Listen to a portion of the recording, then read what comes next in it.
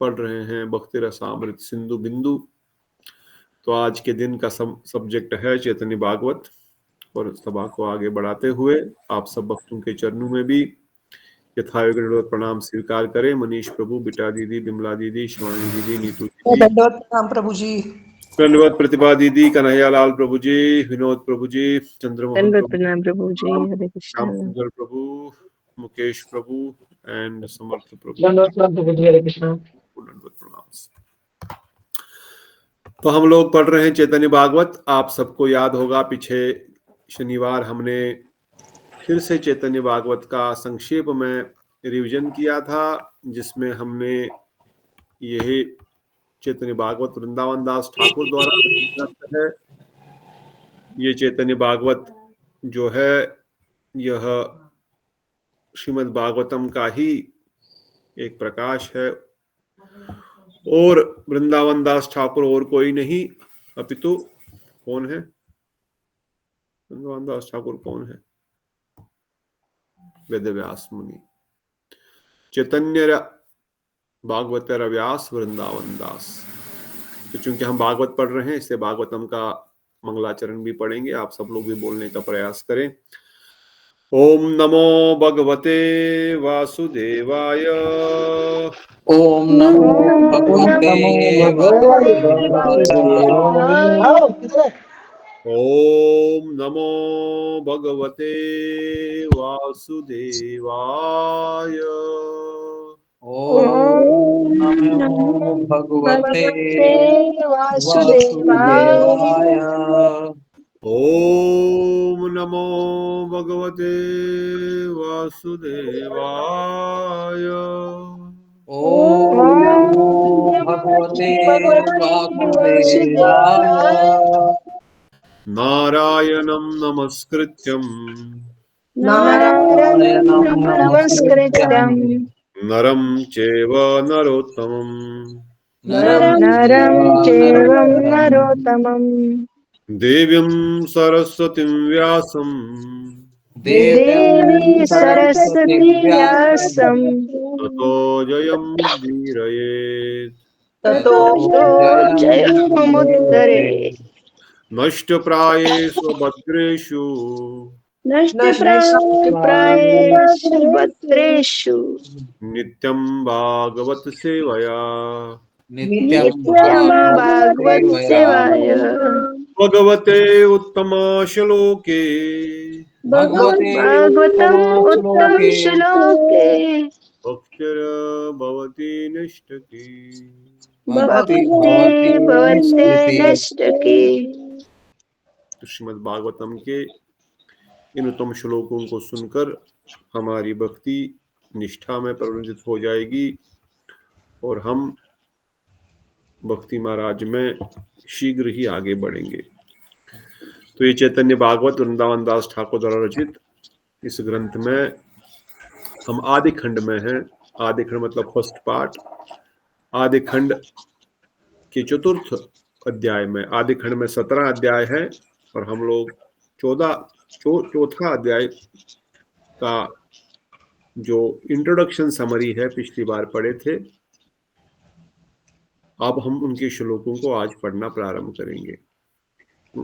हमने मंगलाचरण आदि पढ़ा। कहाँ से आ रहा है बस? ओके। जो ग्रंथ चैतन्य भागवत 3 भागों में विभाजित किया गया है। आदि लीला में भगवान श्री सचिनंदन गौर हरि अभिन्न श्री गौर हरि स्वयं श्री कृष्ण है। राधा भाव सुलितम नोमी कृष्ण स्वरूपम कली पावन अवतारी परम दयालु परम करुण हम सब पतित जीवों का उद्धार करने का एकमात्र अवतार और एकमात्र कारण और एकमात्र सहारा सचिनंदन गौर हरि और उनके पार्षदगण है। तो प्रथम अध्याय में आदि खंड में महाप्रभु का जन्म लीला और विद्याविलास लीला का वैशिष्ट प्रकाशित हुआ है। कीर्तन प्रकाश प्रधान मध्यम खंड है और संन्यास की लीला जो महाप्रभु ने ली नवदीप में से लेकर के जब वह चैतन्य महाप्रभु जब जगन्नाथपुरी गए तो चैतन्य महाप्रभु का अंत लीला या जो संन्यास लीला है वह तृतीय भाग में लिखा गया है। फिर हमने चैतन्य भागवत से प्रथम अध्याय में वृंदावन दास ठाकुर जो स्वयं वेदव्यासी ही है, उन्होंने नित्यानंद प्रभु बलराम जी का विशेष रूप से गुणगान किया। बहुत डिटेल में लगभग 90 श्लोकों में उन्होंने बलराम जी का मंगलाचरण किया। ये बलराम जी कौन है, ये किस प्रकार से हर रूप में, साख्य रस में, दास्य रस में, माधुर्य रस में, वात्सल्य रस में, शांत रस में, सभी रसों में श्री कृष्ण की सेवा करते हैं। ये कैसे ऐश्वर्य भी है परिपूर्ण और माधुर्य रस में भी परिपूर्ण है। वही बलराम जी और नित्यानंद प्रभु अभिन्न तत्व है। इसका विचार प्रतिशत किए। फिर उन्होंने द्वितीय अध्याय में महाप्रभु और नित्यानंद प्रभु के जो प्रमुख प्रमुख पार्षद है उनके बारे में गुणगान किया।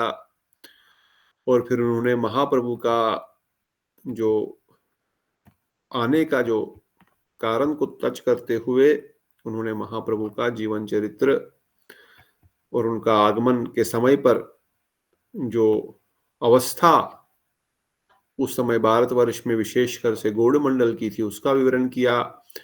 आल्दोह उस समय श्री मायापुर धाम विद्यानगरी, विद्या की नगरी होते हुए बहुत ही समृद्ध थी पैसे के दृष्टिकोण से या ऐश्वर्य के दृष्टिकोण से, परंतु सभ्यता और आध्यात्म के दृष्टिकोण से मुसलमानों का पूरा राज्य, यवनों का पूरा राज्य भारतवर्ष पर था और जो धर्म ग्रंथ आदि भी थे वो भी ध्वस्त किए गए थे।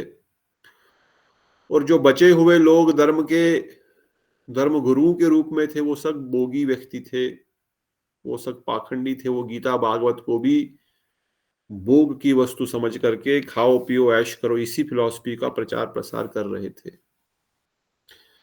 कुत्ते बिल्लियों की शादियां हो रही थी, उसकी बड़ी पार्टियां हो रही थी, बस लोग खाएंगे पिएंगे मौज मस्ती करेंगे, ऐसा प्रवृत्ति हो गई थी। ऑल्दो बड़ा समृद्ध था नवदीप मायापुर विद्यानगर, एक एक घाट पर एक एक लाख पंडितगण स्नान करते थे। इतना विशाल समृद्धि थी क्योंकि महाप्रभु आने वाले थे।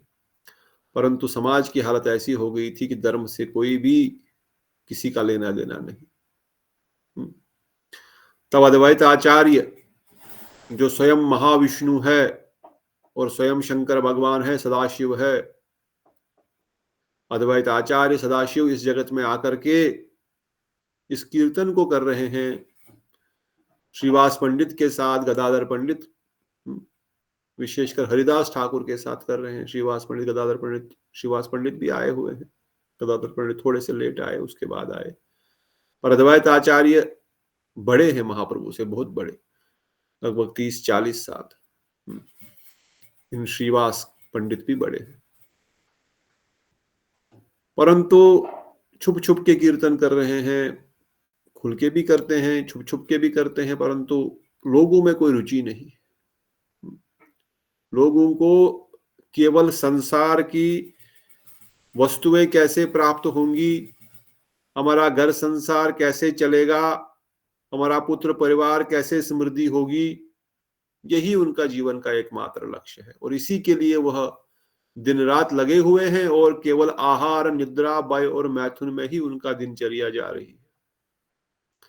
सुबह से लेकर शाम तक एक ही लक्ष्य है, आहार, निद्रा, भय और मैथुन। कैसे खाने का बढ़िया इंतजाम हो और खाने के बाद कैसे सोने का बढ़िया इंतजाम हो, और सोने के बाद कैसे बाकी इंद्रिय भोग, स्त्री संग का, पुरुष संग का बढ़िया मजा ले, और अपने बचाव के लिए बढ़िया पैसा रहे, बैंक बैलेंस रहे, सब कुछ रहे, कोई खाने पीने का कल को चिंता न हो, बस यही चिंता है। फ्यूचर भी हमारा भोग के लिए तैयार रहे, फ्यूचर में हमारे भोग में किसी प्रकार से कोई विविधा ना आए, और आज भी हमारे भोग में किसी प्रकार से कोई विविधा ना आए। और जहां मौका मिल रहा है, जहां पैसा है, बड़ी बड़ी पार्टियां रख लो, लाखों रुपया खर्चा करो और खाओ पियो। फिर दूसरे को बोलो तुम भी रखो, आप, हम तुम्हारी पार्टी में आएंगे, वहां पर भी यही सब चलेगा। इसलिए अद्वैत आचार्य बड़े ही दुखी भी हुए, क्रोधित भी हुए कहा मैं खत्म कर दूंगा इन सबको, क्योंकि स्वयं महाविष्णु है, स्वयं नारायण है, परंतु यह अवतार उनका नहीं है।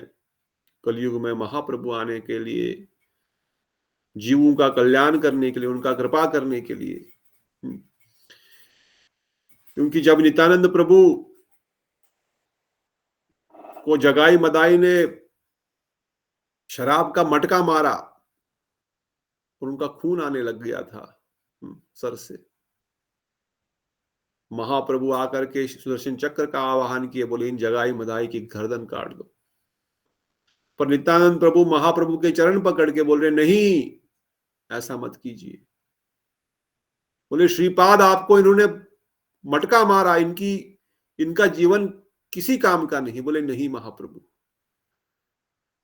तो महाप्रभु ने चक्र को रोक लिया कि स्वयं बलराम है नित्यानंद प्रभु।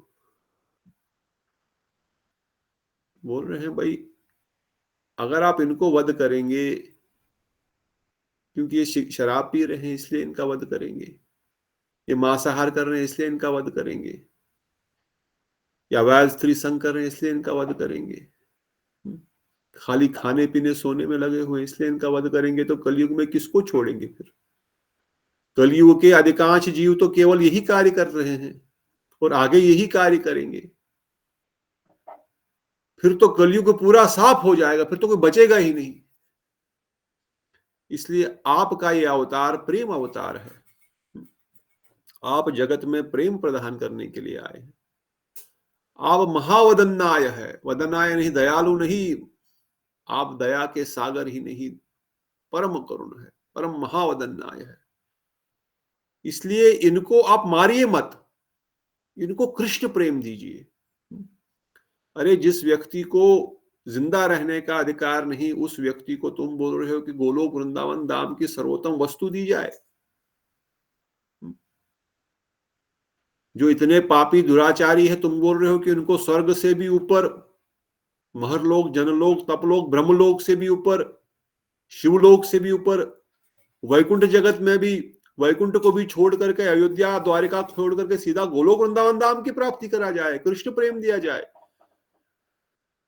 नित्यानंद बोलते हैं हाँ महाप्रभु, क्योंकि अगर आप इन पर कृपा करेंगे और ये भक्त बनेंगे तो सारे दुराचारियों को आश्वासन हो जाएगा कि हम भी भक्त बन सकते हैं।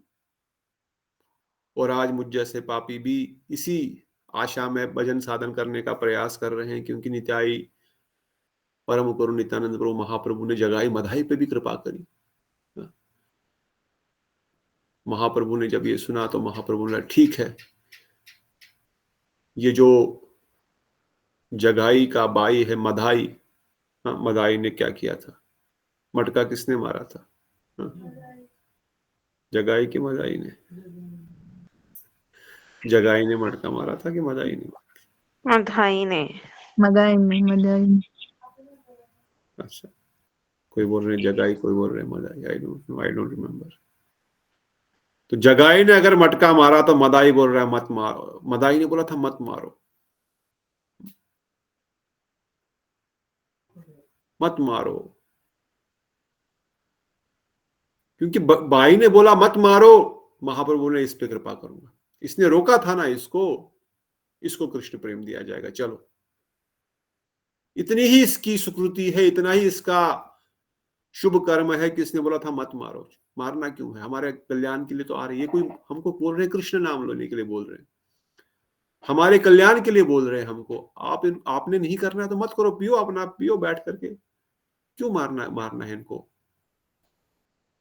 हमारे कल्याण के लिए तो आ रहे हैं। हमारा कल्याण किसमें? हम शराब में से बढ़कर क्या कल्याण हो सकता है? ये क्या हमारा कल्याण करेंगे? से महाप्रभु ने उन पे कृपा करी। अब जब महाप्रभु की कृपा उन पर हुई, महाप्रभु ने कहा जा तुम्हारा कल्याण हो। वो खूब नाचने लग गया, उसकी आंखों से आंसू बहने लग गए, रोंगटे खड़े हो गए, हा कृष्ण करते करते जमीन पे लोटपोट होने लग गया। और दूसरा भाई जब देख रहा है, मदाई, उन्होंने पैर पकड़ लिए अपने भाई के, महाप्रभु के नहीं। महाप्रभु के पैरों को कैसे छुएगा? अरे इसको कैसे इतनी कृपा मिल गई, ये कैसे कृष्ण प्रेम में विभोर होकर के हा कृष्ण करके रो रहा है। हाँ? और उसको छूने के कारण जगाई पर भी मदाई पर भी कृपा हो गई। महाप्रभु ने दोनों पे कृपा कर दी, बोला इस मुझ पर कृपा करी, इस पे भी कृपा करो, अब जाने दो, अपरम दयालु है। तब गौर नित्यानंद प्रभु की परम करुणा प्रकट हुई। और ऐसे सचिनंदन गौर हरि परम करुण महावदन्नाय इस जगत में जगाई मदाई जैसे पापियों को भी कृष्ण प्रेम प्रदान करने वाले इन लीला को सुन करके स्वयं चित्रगुप्त जो है वो पागल होकर के नाचने लग गया था।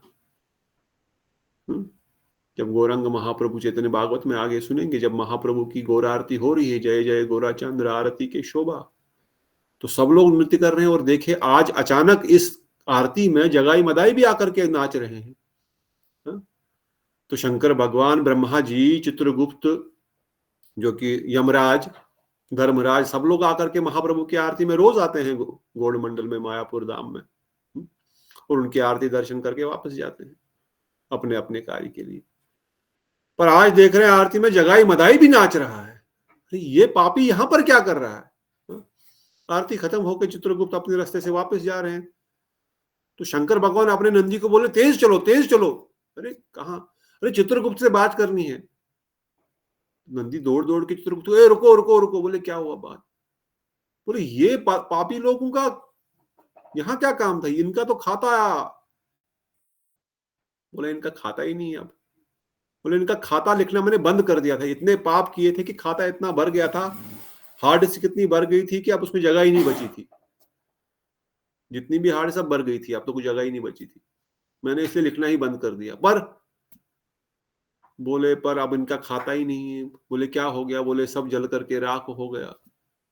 बोले कैसे राख हो गया? बोली कल रात को ऐसी घटना घटी, नित्यानंद प्रभु उनके घर जाकर के कृष्ण नाम बोलो, गौर नाम बोलो गए थे, और फिर ये सब हुआ, चक्र का आह्वान हुआ, उन्होंने पत्थर मारा और मटका मारा। महाप्रभु ने इन पर कृपा करी, नित्यानंद प्रभु ने कृपा की, अब इनका खाता ही नहीं। पर गुरुवर्ग वर्णन करते हैं, भले ही वो पापी थे, भले ही वो दुराचारी थे, भले ही उन्होंने बहुत प्रकार के पाप किए थे, पर उनमें एक गुण था। क्या गुण था उनमें? जो गुण हम में नहीं है, मुझ में नहीं, आप में शायद है भी। जगाई मदाई में क्या गुण था? उन्होंने वैष्णवों के ऊपर कुछ ये नहीं कहा था, उन्होंने कभी उन्होंने वैष्णव अपराध नहीं किया था। उन्होंने वैष्णव शायद अपराध यही है, मुझे पता नहीं मैं सही हूँ या नहीं हूँ, पता नहीं। पर उन्होंने प्रभु कभी जी मैंने एक इसमें भी संजय और प्रभु जी का जब वो शराब पीते थे तब कीर्तन होता था वहां पर, तो वो नाचते थे। उनको पता नहीं था कि वो लोग क्या कर रहे हैं, मगर वो नाचते थे। शराब पीकर वो आनंद लेते थे, इस कीर्तन का आनंद लेते थे, नाचते रहते थे, और उनको कोई वैष्णव अपराध भी नहीं था। हरे कृष्ण। रुमानी दीदी बताएंगे। और मैं तो एक बार पता नहीं शायद संजय प्रभु जी या पता नहीं किसी की कथा सुनी थी, उसमें कहा था कि ऐसे कैसे उन्होंने वैष्णव अपराध ना नहीं किया होगा, कि रोज किसी को मारते, किसी की गाली गलौज करते, कुछ करते, इतने सारे, और नवदीप में तो मोस्टली भक्त भी है, तो किया होगा, अवश्य किया होगा, बट अहेतु की कृपा थी नित्यानंद प्रभु की, तभी मैंने भी उनका सुना उद्धार है, हुआ। किससे मुझे पता नहीं, क्या मैंने भी सुना है, हो सकता किसी है, कथा में मैंने भी सुना। मुझे नहीं पता मैं ठीक हूँ या नहीं हूँ, संजय प्रभु जी पर की मैंने भी कथा सुना में है। था एक, कि वे कोई कितने सारे पाप किए, रोज किसी को मारते, किसी को कुछ बोलते, ऐसा कैसे हो सकता है उन्होंने वैष्णव अपराध न किया, बट सिर्फ नित्यानंद प्रभु की हेतु की कृपा के कारण उनका कल्याण हो गया। दो चीजें इसमें विचार की है कि एक तो नित्यानंद प्रभु की कृपा अमंदोदया है, इसमें किसी कोई कारण की आवश्यकता नहीं है। नित्यानंद प्रभु महाप्रभु की कृपा किसी कारण की मोहताज नहीं है, किसी कारण की डिपेंडेंट नहीं। दूसरा ये भी है, हाँ अपने ये भी गुरु वैष्णव ने बताया, अपने कमरे में बैठ करके पी रहे हैं, कर रहे हैं, जो कुछ कर रहे हैं वही कर रहे हैं। वैष्णवों को उधर जाना नहीं, कोई लेना देना नहीं उनके साथ, इसलिए उनके साथ कोई संबंध उनका नहीं है। हाँ हो सकता है गाली गलौज कभी दी भी होगी, तो चलो ऐसा कोई मारपीट करना, चोरी चकारी करना उनके साथ नहीं। और दूसरा वो डुप्लीसिट नहीं थे, जो है वो स्पष्ट थे। वो ये नहीं बता रहे थे कि हम बहुत बड़े भक्त हैं, वो ये नहीं दिखा रहे थे कि हम सब कर्म अच्छे काम करते हैं, वो जैसे थे वैसे ही रहे। इसलिए गुरुवर्ग भी वर्णन करते हैं, महाप्रभु को पतित पावन कहा गया है, जो पतितों को पावन करने वाले हैं। पर जो कपटी है वो कपट पावन नहीं कहलाते, उन्होंने किसी कपटी पे पाप कृपा नहीं की, क्योंकि जो बताएगा मैं ऑलरेडी महाभागवत हूं, मैं महाभक्त हूं, सब कुछ हूं, उस पर महाप्रभु की कृपा नहीं होती। क्योंकि जो सोया हुआ है उसको जगाया जा सकता है, जो बीमार है अपने आप को बीमार मानेगा, उसको बीमारी की दवाई दी जा सकती है, वो ठीक हो सकता है। पर जो बोलेगा मैं ठीक हूं, मुझे बीमारी है ही नहीं, मुझे दवाई खाने की जरूरत ही क्या है, तो उसको कैसे दवाई दोगे? जो सोने का नाटक कर रहा है उसको कितना भी जगाओगे, अरे जग जा, अरे उठ जा, टाइम हो गया, वो क्या उठेगा? वो क्यों उठेगा? वो तो सोने को सो ही नहीं रहा, वो तो नाटक कर रहा है सोने का। तो परंतु सार यह है कि महाप्रभु परम दयालु, परम करुण, नितांद्रो परम दयालु, परम करुण, जगाई मदाई जैसे पापी दुराचारी पर भी कृपा करते हुए भी उनकी ही इस दया को हम याद करते हुए हमको लगता है, मुझे लगता है विशेषकर कि शायद मेरा भी कुछ कल्याण हो सकता है। आल्दो मैं उनसे भी गया गुजरा हूं, परंतु मैंने ये भी सुना है जितना जो व्यक्ति गया गुजरा है उस पर उतनी जल्दी ज्यादा कृपा हो जाती है। इसलिए ये आशा मुझे भी है कि आप हम पर भी कृपा करेंगे। तो उन्हीं सचिनंदन गौर हरि का आविर्भाव के लिए अद्वैत आचार्य इस जगत में आह्वान कर रहे हैं, आप आइए। संहार तो मैं भी कर सकता हूं, संहार करने के लिए समय नहीं है, ये आपकी कृपा वितरण का समय है। आप परम करुण है, परम दयालु है, आप कृपा वितरण कीजिए। संहार करना है तो संहार तो 1 सेकंड में सबका हो जाएगा, चक्कर भेजो, घर में बैठे बैठे ही खत्म, किसी को कहीं जाने की जरूरत भी नहीं है। इच्छा मात्र से ही तब इच्छा मात्र सृजन संहार, आपकी इच्छा मात्र से सृजन होता है और संहार होता है, इच्छा मात्र से। परंतु कृष्ण प्रेम देने के लिए, हृदय परिवर्तन करने के लिए, संहार से क्या हृदय परिवर्तन होगा? नहीं होगा, फिर से जन्म लेगा, कहीं फिर से उसी अवस्था में जहां था वहीं से उसको प्रोग्रेस करना पड़ेगा। परंतु आपकी कृपा से उसका हृदय परिवर्तन होकर के वो भक्त बनेगा, इसलिए आप कृपा करके आइए। इसलिए 3य अध्याय में अद्वैत आचार्य की हुंकार आदि का वर्णन है, वो किस प्रकार से कीर्तन आदि हो रहा था और फिर कैसे महाप्रभु का जन्म हुआ, उनके बाल्य लीलाओं का कुछ वर्णन हुआ, कैसे घर में वो चलते थे तो उनके चरण चिन्ह जब पढ़ते थे तो वहां पर शंख चक्र पद्म गदा सब लोग देख रहे थे, पर बोलते पता नहीं, हो सकता कोई देवता आया होगा। ऐसी ऐसी लीलाएं हुई। और फिर 4th अध्याय में सार रूप में वर्णन करे हैं, जो हमने पिछली बार भी सुना। अभी महाप्रभु के बाल चरित्र का वर्णन होगा, जिसमें दिन प्रतिदिन की उनकी बाल्य लीलाएं, चोरों का उनको चुरा ले जाना, सांप के साथ खेलना, उनको नामकरण संस्कार, उनका जो रुचि परीक्षा, किसके प्रति इनकी रुचि है, ये सब कथाएं जो है इस 4th अध्याय में हम सुनेंगे। तो इस अध्याय का प्रारंभ करते हुए श्री कृष्णदास कविराज गोस्वामी वर्णन कर रहे हैं, कह रहे हैं, जय जया कमल नयन गौर चंद्र, जय जय तुम्हार प्रेमेर भक्त वृंदा। हे कमल नयन गौर चंद्र, आपकी जय हो, जय हो, आपकी प्रेम की भक्त वृंद की जय हो, जय हो। गौरंग महाप्रभु का जयगान कर रहे हैं। आगे बोल रहे, हे न शुभ दृष्टि प्रभु करी माया, हर निशा चित्त ये न बजये तुम्हाया।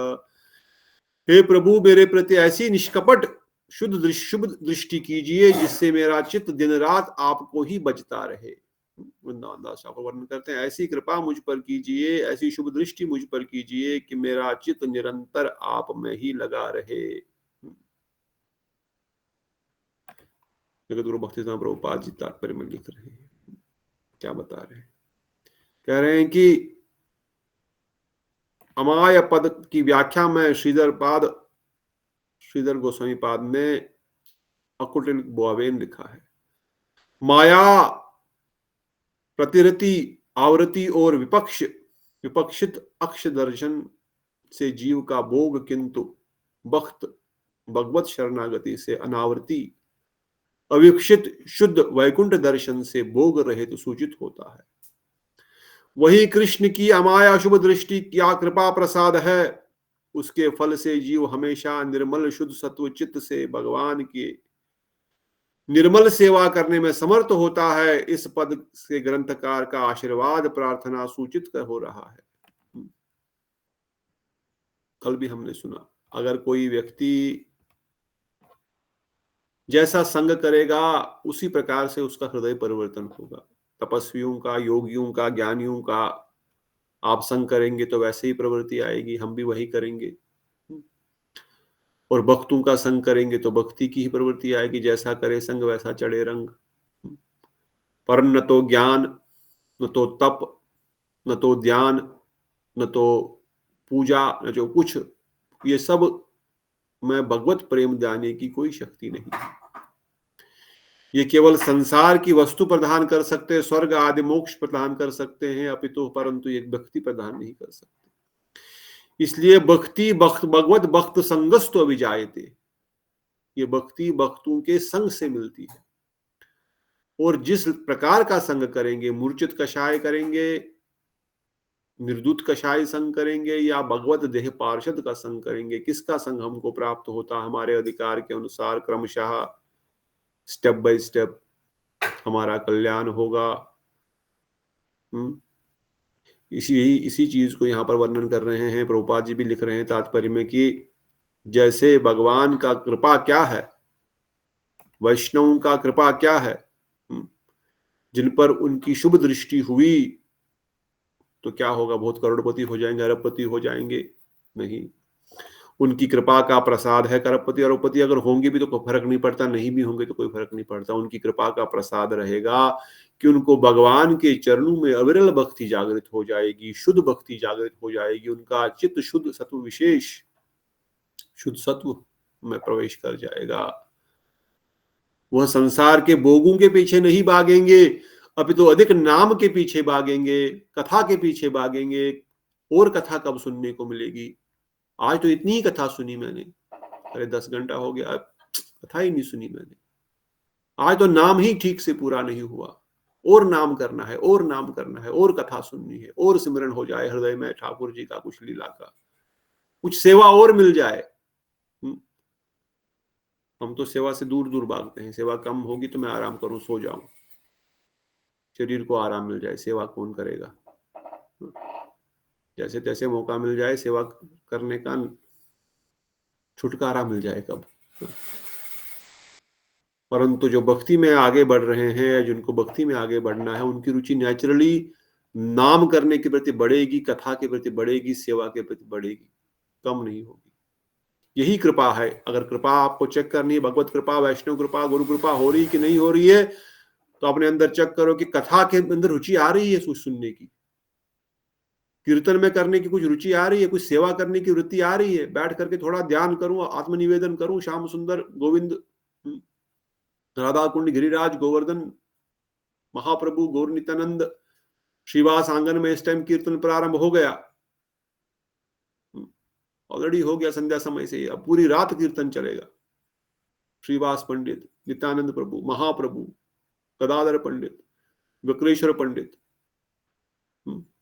बड़े बड़े कीर्तन वहां पर आकर के पूरी रात कीर्तन होगा। महाप्रभु खुद नाचते हैं, ऐसा नाचने लगता है कि आकाश में घूम घूम करके आकाश में पहुंच गए। अभी मैं भी बैठ करके उसका चिंतन करूं, अभी महाप्रभु का कीर्तन चल रहा है। श्रीवास आंगन सब लोग दर्शन किए हैं, चिंतन करते हुए वहां बैठते हुए कीर्तन करें कभी। अगर नहीं तो फिर कृपा के लिए प्रार्थना करनी है, कृपा अवश्य होगी। आगे कह रहे हैं, सूतक ग्रह में प्रभु की लीला, सुतिका प्रभु के मुख दर्शन से दंपति का महानंद। हेमंत प्रकाशे हैला गौरचंद्र, सची ग्रहे दिने दिने बढ़ाये आनंद। पुत्रे ऋषि मुखे देखी ब्राह्मण ब्राह्मणी, आनंदे आनंद सागरे दोही बासे अनुक्षण। इस प्रकार से जब गौरचंद्र प्रकट हुए, सची देवी के घर में दिन प्रतिदिन अधिकाधिक आनंद बढ़ता ही जा रहा था। सची देवी एवं जगन्नाथ मिश्र दोनों पुत्र के श्रीमुख देखकर प्रतिक्षण आनंद सागर में डूबे रहते। ब्राह्मणी सची देवी एवं ब्राह्मण पुरंदर याश जगन्नाथ मिश्र, यही दोनों का वर्णन किया गया है। आगे वर्णन कर रहे हैं, बायर देखिए विश्व रूप भगवान, हासिया करे न कोई केला आनंदे रदाम। श्री विश्वरूप भगवान अपने बाई गौरचंद्र को देखकर परम आनंदित होते और आनंद के दाम गौर हरि को गोद में उठा लेते। कौन है विश्वरूप? विश्वरूप कौन है? उनके भाई चैतन्य महाप्रभु के विशंकर के बड़े भाई विश्वरूप। विश्वरूप भी उनको गोद में उठा लेते, अपने भाई का मुख देखकर बड़े आनंदित होते, उनको गोद में बिठाते अपने। परिकरों में जितने निज निज थे वे सब दिन रात बालक को घेरे रहते। महाप्रभु के जो परिकर है वो रोज ही वहां पर आते, रोज ही दिन रात महाप्रभु के आसपास रहते हैं। आवेर आवरण या घेरे कर रक्षा करना, वो आनंद भी लेते, उनकी रक्षा के लिए भी रहते वहां पर। उनमें से कोई शिशु रक्षा तो कोई देवी रक्षा मंत्र पढ़ता और कोई मंत्र पढ़कर घर के चारों ओर घेरा डालता। ये क्यों कर रहे हैं ये लोग? शिशु रक्षा मंत्र, विष्णु रक्षा मंत्र, ये तो नहीं करना चाहिए ना, ये सब कर्मकांड आदि। ये क्यों कर रहे हैं? उनका वात्सल्य प्रेम, वात्सल्य प्रेम में वो जानते भी है भगवान है, नहीं भी जानते हैं भगवान, परंतु ये हमारा है, ये हमारा कितना प्यारा है, कितना सुंदर है ये बालक। इसलिए नेचुरली तो कोई विष्णु मंत्र पढ़ रहा है इसकी रक्षा के लिए। जैसे कोई बहुत सुंदर बालक, आप तो उसमें गोद में रहना ही चाहता है, कोई मेरी गोद में आ जाए थोड़ी देर, थोड़ी देर मैं इसके साथ खेलूं, थोड़ा चुंबन करूं इसको, कुछ भी। तो महाप्रभु को देख करके कौन आकर्षित नहीं होगा? महाप्रभु को देख करके कौन उनके आसपास खड़ा रहना नहीं पसंद करेगा? और जो उनके निज पार्षद है, जो उनके निज गोलोक, उनके शताशर धाम, उनके निज धाम की परिकर है, वो तो उनके आसपास घूमते ही रहेंगे। इसलिए वर्णन कर रहे हैं, ये सब लोग इस प्रकार से मंत्र पढ़ रहे हैं। और आगे कमल लोचन प्रभु तब तक रोते ही रहते, परंतु हरिनाम सुनने से वह उसी क्षण रोदन बंद कर देते। महाप्रभु बता रहे हैं कि मैं इस जगत में क्यों आया हूं, हरिनाम कीर्तन का प्रचार करने। महाप्रभु जो ही रोने लगते, जब कोई उनके पास आकर के कीर्तन करता तो वो चुप हो जाते। आगे वर्णन कर रहे हैं, इस परम संकेत से सबने समझ लिया, उनके रोते ही सभी हरिनाम उच्चारण करने लगते। अब सब लोग समझ गए कि ये रो किस लिए रहा है। अगर रोया तो करना क्या है? रोया तो महामंत्र कीर्तन करना है। ये चुप हो जाएगा। सर्वलोक अविराया थाके सर्वक्षण, क्यों तुकी करिए ये रसिक देवगन। कौन देव अलक्षित ग्रहते संभाया, छाया देखी सबे बोले यही चोर आया।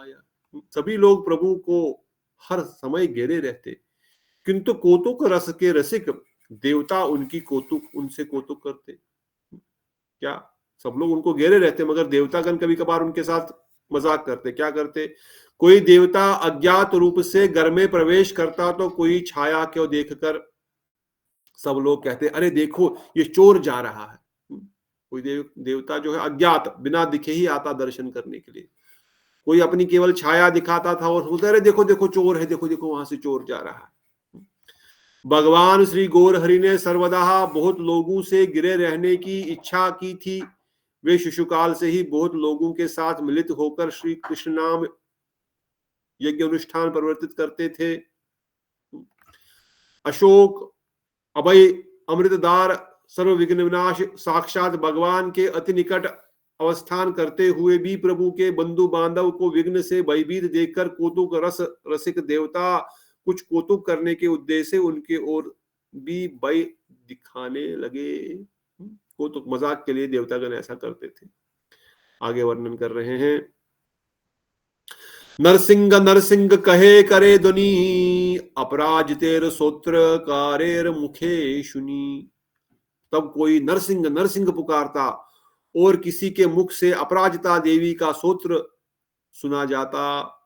नरसिंह नाम उच्चारण करने की प्रथा उस समय से भी है, बहुपाद जी वर्णन करते हैं। अगर विपद कोई आ जाए तो नरसिंह देव का आप पुकार सकते हैं उस समय या कभी भी।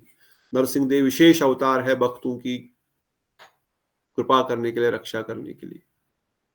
कोई भय लगे, कभी डर लगे किसी चीज से, कोई विपद परिस्थिति में है, नरसिंह देव को पुकारिए, नरसिंह देव अवश्य ही सहायता करते हैं भक्तों की और शीघ्र ही सहायता करते हैं। तो इसलिए आगे वर्णन कर रहे हैं, कोई अनेक प्रकार के मंत्र पढ़कर 10 दिशाओं को बांधता था। इस प्रकार सची देवी के घर में परम कोलाहल होने लगा। हमेशा जब ये देवता ऐसा देखता, कोई नरसिंह नरसिंह कर रहा है, कोई अपराजिता मंत्र पढ़ रहा है, कोई चारों दिशाओं में कुछ बांध रहा है, धागा बांध रहा है, कोई मंत्र पढ़ रहा है, और हम कुछ ना कुछ चल रहा है इस प्रकार से, कुछ ना कुछ फेस्टिवल, कुछ ना कुछ कोलाहल, कुछ ना कुछ चल ही रहा है। कभी देवताओं का इस प्रकार से महाप्रभु को के साथ खेलना या भक्तों को थोड़ा सा और आनंद प्रदान करना इस लीला के द्वारा। प्रभु के दर्शन कर जब कोई देवता बाहर जाता तब सब कहते, देखो ये बालक को हरण करने वाला आया, और भाग गया। अब जब बाहर चला जाता देवता, जिसकी छाया दिख रही थी, उन्होंने बोला मंत्र नरसिंह नरसिंह पढ़ा या कुछ बांध दिया, बोलता देखो देखो अब चला गया, देखो देखो चला गया भूत, ये चोरने आया था इनको। कोई कहता पकड़ो पकड़ो ये चोर जा रहा है, कोई लगातार नरसिंह नरसिंह पुकारता। अन्य पाठ में सब बोले ये यही जाति हरण पिलाय। कोई ओजा देवता की छाया को भूत समझ कर कहता कि आज तुम खूब बचे, तुम नरसिंह देव का विशाल प्रताप को नहीं जानते हो। वही देवता गुप्त रूप से वहीं खड़े खड़े सब देखकर जोर जोर से हंसने लगता। इस प्रकार से 1 मास पूरा हो गया। ऐसी लीलाएं महाप्रभु 1 मास के हो गए करते करते। कोई देवतागण ऐसा कर रहे हैं, कोई उनको पकड़ रहे हैं, अरे अरे देखो देखो। इस प्रकार से महाप्रभु कीर्तन भी सुन रहे हैं, भक्तगण उनके आसपास घूमते भी रहते हैं, और कुछ ना कुछ ऐसा कौतुक चलता रह रहा है वहां पर। कहते वह देवता गुप्त रूप से खड़े होकर वहीं खड़े खड़े सब देखकर हंसता। देवतागण भी जोर जोर से हंसते कि भाई देखो कैसे मजाक कर रहे हैं हम लोग। बालक के उत्थान पर्व के समय सब स्त्रियों ने सची देवी के साथ गंगा स्नान के लिए गमन किया। वाग गीत कोलाहल के साथ गंगा में स्नान करके प्रथम गंगा पूजा कर फिर षष्ठी देवी की स्थान पर गई। अभी एक महीना पूरा हो गया। अब घर से बाहर सची देवी पहली बार घर से बाहर निकली, उन्होंने गंगा स्नान किया, फिर उन्होंने षष्ठी देवी के स्थान पर गई, और वहां पर 1 महीने के बालक जो 21 दिन का क्षुद्र, या जो कहते हैं यहाँ पर प्रभुपाद जी वर्णन करें, बालक के उत्थान पर्व निष्क्रमण संस्कार। प्राचीन काल में माता को शिशु जन्म के समय से 4 महीने तक प्रसव गृह में रहना पड़ता था। यह पर्व सूर्य दर्शन संस्कार नाम से कथित था। आजकल द्विजातीय को 21 दिन एवं शूद्र को 1 महीने तक जनशोच बच्चा पैदा होने के बाद शोच अवस्था निर्णित हुई है। प्रभुपाद जी बोलते हैं अभी जो ब्राह्मण है उसको 21 दिन का, और जो शूद्र है उसको 1 महीने तक शौच का माता का विधान करना चाहिए, ये निर्धारित की हुई है। श्रीमन महाप्रभु के समय 1 मास काल जान शौच पालन करने की प्रथा प्रचलित थी। पूर्ववर्ती काल में किसी स्थान पर औलैया दल में राम शरण पाल की स्त्री सती मां की दोहाई देकर और हरिनुट की छेला बच्चा कहकर साथ साथ प्रसव गृह के बाहर निकलने की प्रथा भी दिखाई जाती है। ठीक है। षष्ठी कल्पित ग्राम्य देवता विशेष संतान की अल्पायु निवारण के उद्देश्य से उनकी शिष्टा वर्षव्यापी आयु या जीवन प्राप्ति की इच्छा से एक ग्राम्य देवता की कल्पना करके उसकी पूजा करने की रीति है। गांव वाले ऐसा रीति कर रहे थे, षष्ठी देवी की पूजा कर रहे थे। कोई कहते हैं कि बालक की जंत विद्धि के छठे दिवस में षष्ठी देवी की पूजा के बाद छठी की पूजा के बाद निष्क्रमण संस्कार संपन्न होता है। पीपल या वट वृक्ष के नीचे बिल्ली के ऊपर सवार संतान को गोद में षष्ठी देवी के निकट जाने की षष्ठी स्थान गमन रूप की प्रसिद्ध है। तो वहां पर गांव में सब कर रहे हैं, सच्ची माता बोले चलो चलो आप भी करो। तो ये कुछ विधि विधान ग्राम में गांव में विधान कर रहे थे। तो सची माता गंगा में स्नान किया, उनको उनकी सखियों ने सृष्टि देवी के पास लिया। ये वात्सल्य रस को स्थापित करना। यथा विद्या सब देवताओं का चरण पूजन करके समस्त नारियां घर लौट आई। रूपा जी वर्णन करते हैं वहां पर जो ग्राम्य देवता आदि सब थे उनको प्रणाम किया। सची देवी ने खील, केला, तेल, सिंदूर, सुपारी तथा पान देकर सभी का सम्मान किया। जो भी वहां पर ब्राह्मण ऋषि पुजारी है उनका सबका सम्मान किया। और सभी नारियों ने बालक को आशीर्वाद दिया और सची माता के चरण वंदना कर अपने घर को चली गई।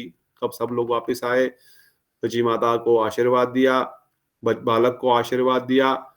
भले ही बालक भगवान है मगर फिर भी जो विधि विधान है, जो नियम है, उनका पालन कर रहे हैं।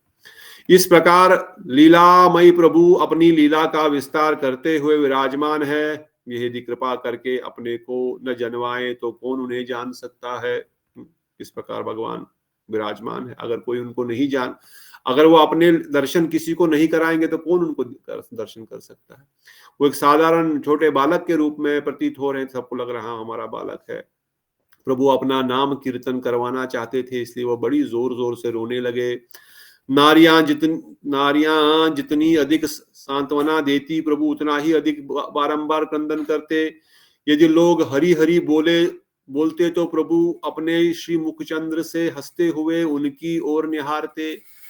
कोई बोलेगा अरे बेटा चुप हो जा, मत रो, कोई बात नहीं है, हु हा ही, तो भगवान और जोर से रोने लगते, और जोर से चिल्लाने लगते, हूं करने लगते। पर जो ही वो हरि बोल करते तब वो एकदम से चुप हो जाते और हंसने लग जाते। तो कह रहे हैं इस प्रकार से तब सभी लोग प्रभु के मन की बात जानकर परस्पर मिलकर हाथों से ताली बजाते हुए निरंतर हरि बोल हरि बोल हरि बोल हरि बोल बोलते रहते। सबके आनंद से हरि संकीर्तन करने के कारण सची माता का घर हरिनाम से परिपूर्ण हो जाता। इस प्रकार गौरंग महाप्रभु श्री जगन्नाथ मिश्र के घर में रह रहे थे और गुप्त भाव से गोपाल कृष्ण की तरह लीला किया करते। जिस समय घर में कोई भी नहीं न रहता, उस समय प्रभु घर में जो कुछ सामान होता उसे इधर उधर बिखेर देते। 1 महीने बाद ही महाप्रभु करने लग गए। सारा सामान घर में चारों ओर बिखर देते। तेल, दूध, छाछ, घी ये सब घर भर जाता। विथेर विस्तार शब्द का प्रमाश इधर उधर बिखेरना है। आगे कह रहे हैं जब प्रभु जानते कि माता आ रही है तब वो अपनी शैया पर आकर लेट जाते और रोना प्रारंभ करते। माता देखी, यूं ही माता देखी वो अपने बेड पे आ गए और रोना शुरू करे। सची माता हरी हरी गाकर उनको चुप कराती, परंतु जब घर में देखती तो सब तेल, दूध, दही, द्रव्य को बिखर हुआ है, तब माता चिंतित करने लगती कि समस्त गृह में दान, चावल, मूंग ये सब किसने फैला दिया। फिर ये भी देखती कि पात्र सब टूटे पड़े हैं और दूध दही भी फैला हुआ है। तो माता को लगता केवल 4 मास का बालक ही तो घर में है, ये सब सामान किसने बिखेर दिया। सची माता कुछ भी समझ में नहीं पाती। 4 मास का बालक थोड़ी जाकर के ये सब सामान बिखेरेगा, समझ में नहीं पाती। फिर क्या सोचती, इतने में सब परिजन वहां आ पहुंचते और देखते ही देखते यहां तक मनुष्य का चिन्ह मात्र भी नहीं। क्या बोल रहे, ग्रह में धीरे धीरे सबका आना, शीत करने वाले पुरुष का आगमन, प्रमाण का अभाव। इतने में जब परिजन वहां आ पहुंचते और देखते कि यहाँ किसी मनुष्य का चिन्ह मात्र भी नहीं है, तो ये सामान गिराया किसने। बालक तो गिरा नहीं सकता 4 महीने का, वो तो कहीं जा नहीं सकता यहाँ वहां, और सामान बिखरा हुआ और वहां पे किसी मनुष्य के चरण चिन्ह भी नहीं है। अगर कोई आया होगा, दूध गिर गया या माखन गिरा दिया तो चरण चिन्ह तो होगा। तब कोई कहता कि घर में दानव आया है, लेकिन मंत्र की से रक्षा होने के कारण इस बालक का कुछ अनिष्ट नहीं हुआ। जब वह बालक का कुछ अनिष्ट नहीं कर सका तो क्रोध में आकर वह यह क्षति करके अपने स्थान को भाग गया। दानव कश्यप पत्नी दनु का संतान है। दानव दैत्यों को भी कहा जाता है, जो आप जानते ही है, जो दिति के संतान हैं। ये सब देखकर श्री जगन्नाथ मिश्र के चित्त में बड़ा संदेह उत्पन्न हो जाता, परंतु बाद में इस देव इच्छा समझकर कुछ भी भला बुरा न कहते। वो सोचते चलो जो भी हुआ, पता नहीं कैसे हुआ, किसने किया, छोड़ दो, क्या करने का। पर महाप्रभु कृष्ण की तरह बड़े चंचल है, तो कृष्ण ना, और बालक है तो ऑटोमेटिकली कृष्ण का स्वभाव तो ज्यादा उसमें प्रकाशित है। अभी तक तो राधा भाव की ट्रेनिंग नहीं मिली है, इसलिए जाकर के ये सब करना उनको बड़ा पसंद है, माखन चुराना, मटकी फोड़ना, इसलिए जाकर के जब यही सब करते रहते। ऐसे देव उपद्रवों के देखकर दोनों एक दूसरे को देखने लगते, परंतु बालक के ऊपर दृष्टि पड़ते ही उनकी किसी प्रकार से दुख न रहता। तो ये सब क्या हो गया, क्यों कर रहा है? पर बालक को देखते बोलते चलो ठीक है, बालक को देख करके आनंद आया तो सब भूल जाते। इस प्रकार प्रभु प्रतिदिन कौतुक करते, हर दिन भगवान कुछ न कुछ खेल खेलते। इस प्रकार से इतने में नामकरण संस्कार का समय आ पहुंचा। नामकरण 10 संस्कारों में से अंतिम संस्कार है। जो 10 संस्कार बच्चे के स्टार्टिंग में होते हैं, उसमें से 10वां संस्कार नामकरण संस्कार है। और नामकरण संस्कार में क्या हुआ, कोई पढ़ना चाहता है? 10 मिनट और आपके पास है, आपका स्वागत है। नीलांबर चक्रवर्ती आदि विद्वान सर्व बंधुरगणे हैला उपस्थान। नीलांबर चक्रवर्ती आदि सब विद्वान बंधुगर वर्ग जगन्नाथ मिश्र के घर में उपस्थित हुए। अब भगवान का नामकरण संस्कार है तो नीलांबर चक्रवर्ती आ गए। नीलांबर चक्रवर्ती कौन है? कौन है नीलांबर चक्रवर्ती? चैतन्य महाप्रभु के नाना जी, सच्चे माता के पिताजी। अब नाना जी आ गए उनका नामकरण के लिए। अनेक पतिव्रता स्त्रियां भी आ मिली। वे सब लक्ष्मी जैसी कांतिमयी थी और सन्मत सीमंत में सिंदूर रेखा से आभूषित थी। बहुत सती स्त्रियां भी आ गई और उन्होंने अपने मांग में सिंदूर भरा हुआ था। कौन थी? लक्ष्मी प्रिया, सती, साध्वी, सिंदूर भूषण साधवा। जो सती स्त्रियां होती है हमेशा सिंदूर धारण करना चाहिए। सभी लोग नाम रखने के लिए विचार करने लगे। स्त्रियां कोई एक नाम बतलाती और अन्य कोई दूसरा नाम। पहले स्त्रियों ने कहा इनका सची माता के इससे पहले अनेक कन्याएं का तिरोभाव हो गया था। सबसे पीछे जन्म लेने के कारण इस बालक का नाम निमाई होना चाहिए। पहले बहुत सारी माताएं, बहुत सारी बहनें इसकी चली गई है, इसलिए इसका नाम निमाई रखो। निमाई प्रभु के आविर्भाव से पहले उनके अनेक बड़ी बहनें द्वारा जन्म ग्रहण करके छोटी आयु में देह त्याग करने के कारण शेष पुत्र का अकाल मृत्यु न हो, इसलिए यमराज के मुख में तित्त का बोध करने के लिए नीम्ब शब्द से ही प्रभु का नाम निमाई रखा गया। निमाई नीम होता है कड़वा। तो कड़वा क्यों नाम रखा? बोलते हैं पहले ही इतनी सारी इनकी बहनों की मृत्यु हो गई पैदा होते ही, जिस प्रकार से देवकी माता के पैदा होते ही 6 पुत्र चले गए थे। यहाँ पर भी कुछ ऐसी लीला हो रही है। और अब कहते यमराज के मुंह में नीम दे दो। क्यों? कड़वा दे दो भाई, दूर रहे यहाँ से। इसलिए इस बच्चे का नाम नीम रखो, निमाई रखो। और वो कोई देखेगा ही नहीं इसकी ओर, नीम है, कड़वा है, इसलिए उनका नाम निमाई रखा गया। तत्पश्चात सब विद्वान लोग विचार करने लगे इसके योगी एक ही नाम रखना होगा। माताओं ने घर में निमाई पुकारने लग गया, परंतु इस बालक के जन्म लेते ही सभी स्थानों से दुर्भिक्ष दूर हो गया और कृषकों के लिए वर्षा हुई थी। अब उनका जंतरी निकाली गई, उसमें देख रहे हैं।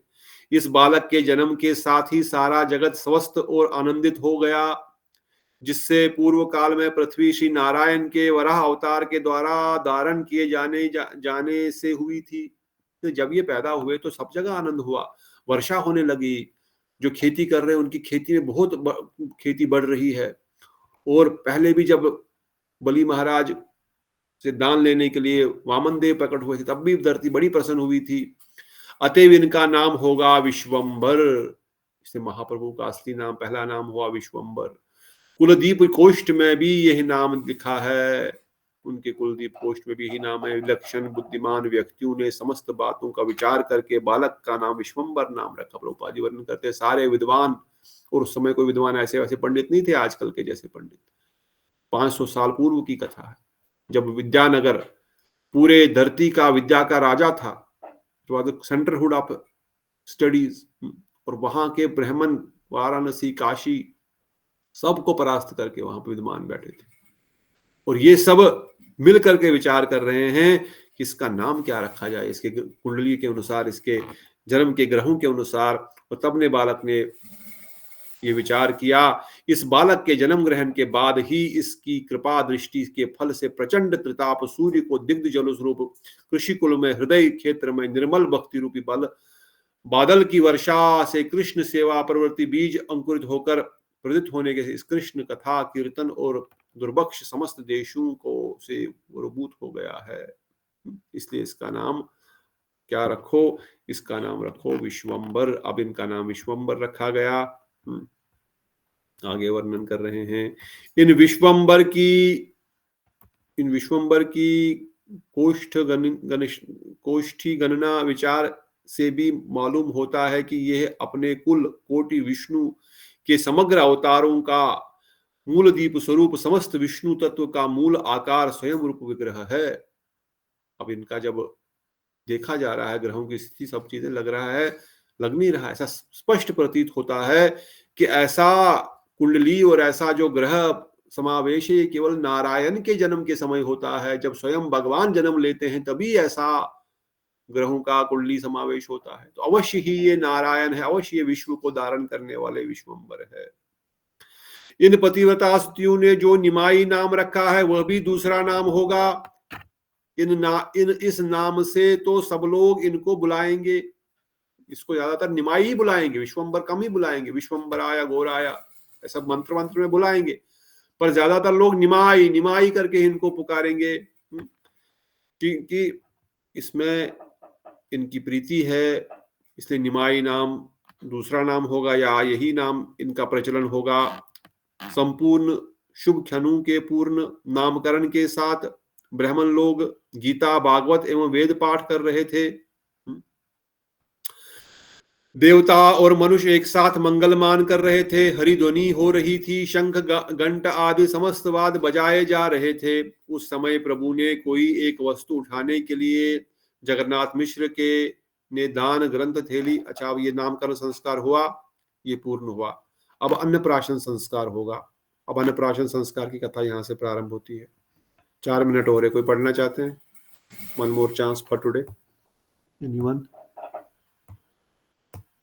ओके, हरे कृष्ण प्रभु जी। पढ़िए माता। 43 53 ना प्रभु जी? 53, यस यू आर राइट। उस समय प्रभु के कोई एक वस्तु उठवाने के लिए जगन्नाथ मिश्र ने धान, ग्रंथ, खील, कौड़ी, सोना, चांदी आदि वस्तुएं सामने लाकर रख दी।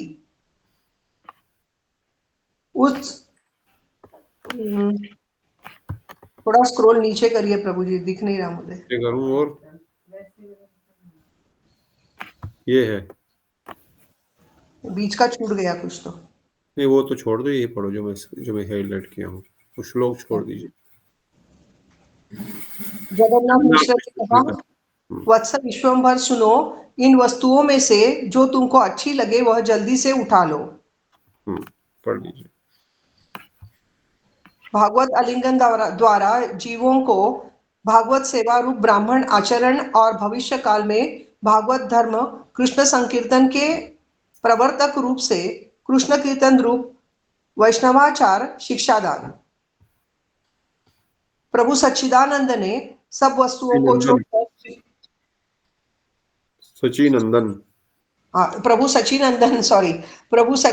सच्चिनंदन ने सब वस्तुओं को छोड़कर श्रीमद् भागवत को स्पर्श कर आलिंगन कर लिया। श्री गौर सुंदर, लोग गौड़िया भाष को हम नहीं पढ़ेंगे, सिंपल है, ठीक है। 46 किस साइड दिख रहा है? स्त्रियां चारों ओर से जय जयकार करने लगी। सभी कहने लगी, यह बालक बड़ा पंडित होगा। किसी ने कहा, यह बालक परम वैष्णव होगा, अल्पकाल में ही संपूर्ण शास्त्रों का मर्म जानने वाला बनेगा।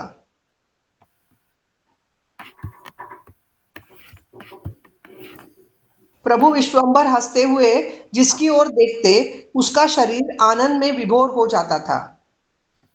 जो कोई भी प्रभु को गोदी में उठा लेता वह फिर इन्हें नीचे उतारना नहीं चाहता था। देवताओं के लिए भी दुर्लभ श्रीहरि को नारियां गोदी में उठाकर आनंद प्राप्त कर रही थी। जैसे ही प्रभु रोते, उसी क्षण नारियां हाथ से ताली बजाती हुई हरि संकीर्तन करने लगती। हरि संकीर्तन को सुनकर प्रभु गोदी में ही बैठकर नाचने लगते। तब वे सब नारियां विशेष रूप से हरिध्वनि ही करती रहती।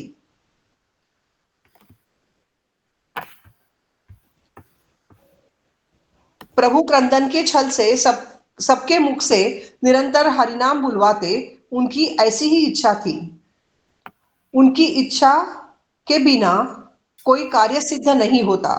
वेदशास्त्र और भागवत में यही तत्व कहा गया है।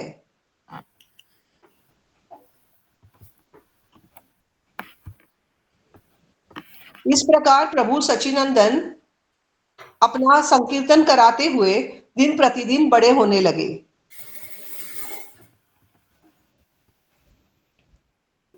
परम सुंदर प्रभु ने जब धीरे धीरे घुटनों के बल चलने की लीला प्रारंभ की, तब उनकी कमर की किंकणी की अति मधुर ध्वनि सुनाई देती रहती।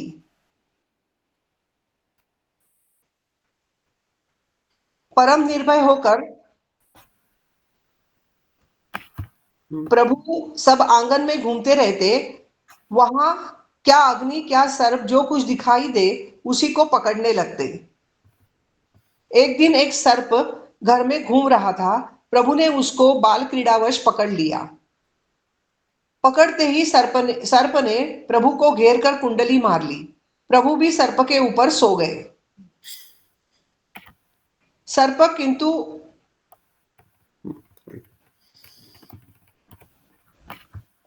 परम सुंदर प्रभु ने जब नहीं, वो तो हो गया प्रभु इस साइड। हाँ, प्रभु के सर्प के ऊपर सोते देखकर सभी लोग घबराकर हाय हाय करने लगे, परंतु प्रभु सर्प के ऊपर सोते हुए हंस रहे थे। सब लोग गरुड़ गरुड़ कहकर पुकारने लगे और पिता माता आदि सब भयभीत होकर रोने लगे। श्री अनंत देव सबका क्रंदन सुन कर जाने लगे, किंतु श्री सच्चिदानंद उन्हें पुनः पकड़ने को उद्यत हुए।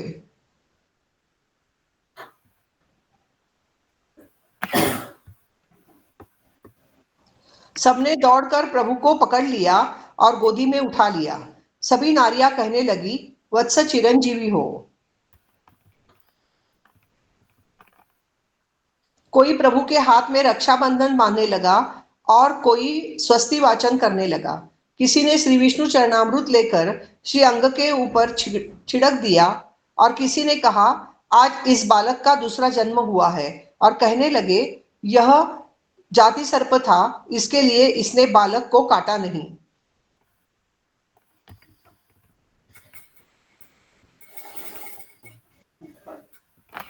सबने दौड़कर प्रभु को पकड़ लिया, गोदी में उठा लिया। सभी नारियां नहीं, वो तो हो गया इधर। अच्छा, प्रभु श्री गौरचंद्र सबकी ओर देखकर हंसते और सर्प पकड़ने के लिए बार बार उद्यत होते। तब सभी लोग इन्हें बार बार पकड़कर ले जाते थे। जो कोई भक्तिपूर्वक इन सब वेद गोप्य लीलाओं का श्रवण करते हैं, संसार रूपी काल सर्प उनका दंशन काटना नहीं करेगा। पढ़ लीजिए और यहाँ रुकते हैं। संसार भुजंग संसार रूप सर्प जिस जीव का दंशन करता है, विषय भोग विष के जर्जरित होने पर उसकी संसारासक्ति की भोक्ता अभिमान से वही मायाबद्ध जीव सांसारिक सुख ढूंढने में सर्वदा व्यस्त रहता है। गौ नारायण की विस्मृति ही इसका उसका विस्मृति चाहिए ना प्रभु जी? विस्मृति, हाँ, विस्मृति ही उसका कारण है।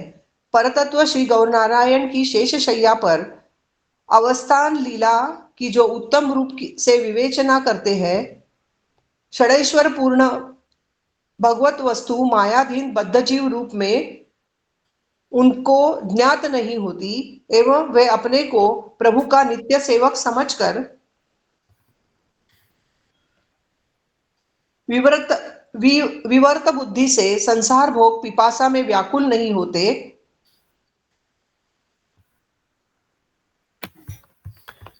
ये इत्यादि श्लोक देखना योग्य है। ठीक। इत्यादि श्लोक देखने योग्य है।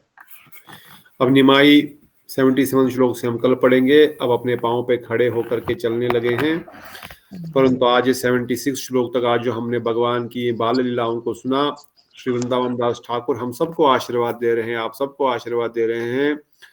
प्रभु गौरचंद्र की इन लीलाओं को जिसने आज सुना, जिसने श्रवण किया, पठन किया भक्ति पूर्वक, इन सब वेद गोपी लीलाओं का श्रवण करते ही संसार रूपी काल सर्प उनका काटेगा नहीं। अर्थात प्रभुपाद जी वर्णन करते हैं जो लीलाओं का श्रवण कर रहा है अब उसको संसार रूपी सर्प नहीं काटेगा, अर्थात उसको विषय भोगों का जो विष चढ़ा हुआ है उसके प्रति आकर्षण अब नहीं होगा। उसका आकर्षण होगा श्याम सुंदर गौर सुंदर के चरणों में। उसका आंसर संसार के विषयों के प्रति नहीं होगा जो कि जहर है। विषय मतलब जहर है, क्योंकि अब महाप्रभु की इस सर्प लीला को सुन करके उसके चरणों में श्याम सुंदर और महागौर सुंदर के चरणों के प्रति आसक्ति और प्रीति जागृत हो जाएगी। यही आशीर्वाद वचन दे करके इस लीला को, घुटनों के बल तक चलने की लीला को श्री वृंदावन दास ठाकुर जी विराम देते हैं। और अब महाप्रभु अगले श्लोक से अभी बड़े हो गए हैं, अब वो अपने पैरों पे खड़े होकर के थोड़ा यहाँ वहां चलने लग गए हैं। उस लीला को हम कल सुनेंगे, आज यहाँ पर विराम देंगे। आज हमने महाप्रभु की इन बाल लीलाओं को, उनके नामकरण की लीला को, उनके विद्यारंभ रुचि संस्कार की लीला आदि को हमने सुना और 77 श्लोक आज हमने पढ़े, 76 तक पढ़े, कल से 77 से आगे बढ़ेंगे। कोई प्रश्न, किसी का कोई कमेंट और कोई कुछ ऐड करना? प्रभु जी वो जो सर्प का नाम बताया वो क्या था? नहीं, सर्प का नाम नहीं था, वो सर्प वहां पर सर्प जो थे वो कौन थे? वो जात सर्प बोलता है, मतलब जो गांव का अपने घर का ही सांप है, इसलिए इसने इसको काटा नहीं। परंतु सर्पों का राजा जो है वो शेषनाग है।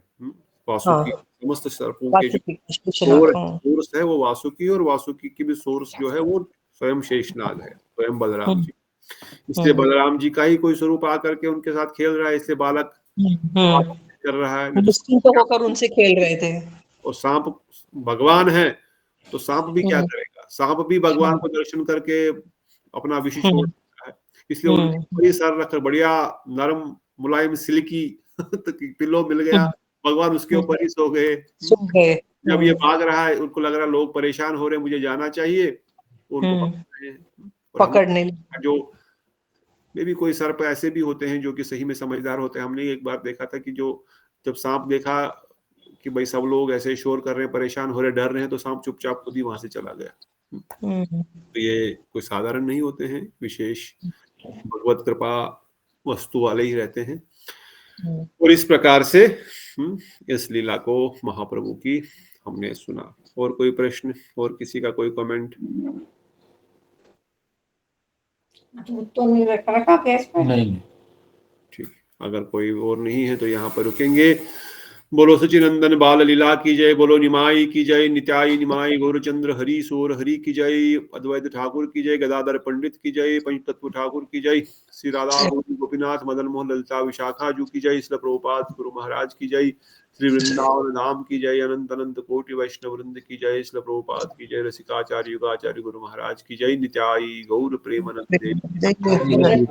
हरि हरि बोल। हरे कृष्णा